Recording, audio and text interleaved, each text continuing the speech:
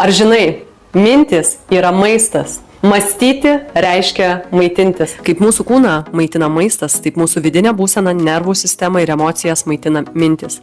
Jei valgome nuolat trūkumo, baimės, savikritikos mintis, kūnas persijungia į streso režimą. Padidėja kortizolis, aktyvuojasi simpatinė nervų sistema, silpnėja virškinimas, prastėja miegas, didėja alkio hormonai ir saldumynų poreikis. Kūnas tiesiog sako, aš negaunu saugumo, duokite greitos energijos.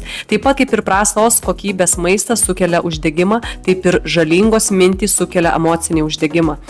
Nerimą, įtampą, savęs menkinimą, nuolatinį vidinį stresą. Bet gali būti ir visai kitaip. Sveikos mintis, mąstymas palankus, pozityvus, raminantis, suteikiantis kryptį, matantis perspektyvą ir žinantis žmogus, kodėl keliasi ryte ir kodėl pirmadienis yra puikia diena, kaip ir visos kitos, kūnas pereina į būseną, kad aš esu saugus ir tai yra gijimo procesų būsena ir galima slopinti ir uždegiminį procesą, ir atsiranda greitesnis sotumo pojūtis, ir hormonų balansas, gerai veikia virškinimo sistema. Tiesiog visi procesai kūne funkcionuoja puikiai. Daugelis analizuojame ilgamžių žmonių gyvenimą ir tikrai jie negyvi auksinėmis piliulėmis, ausinėmis kažkokios kraštutinėmis dietomis, nieko panašaus. Tai yra žmonės, kurie tiesiog žino, kodėl gyvena, kodėl keliasi kiekvieną rytą. Jie turi savo atsakymą, kodėl.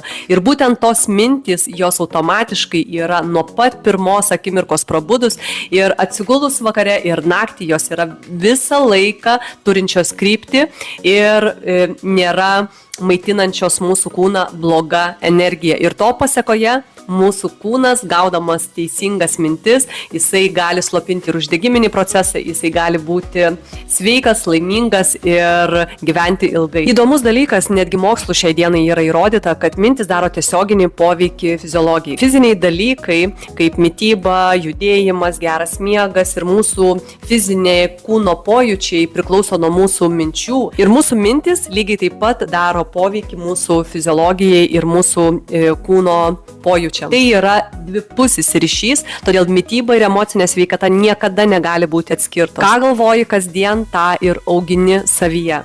Ir jeigu pasiklydai tarp visų fizinių, emocinių rekomendacijų ir nerandi teisingo kelio, nemoki pamatyti visumos, asmeninės sveikatos mentorystė išnarplios viską ir pamatys tavo tikrąjį kelią ir padėsiu tau atsakyti klausimą, jeigu tu pasimetęs kodėl, atrasi ir šį atsakymą.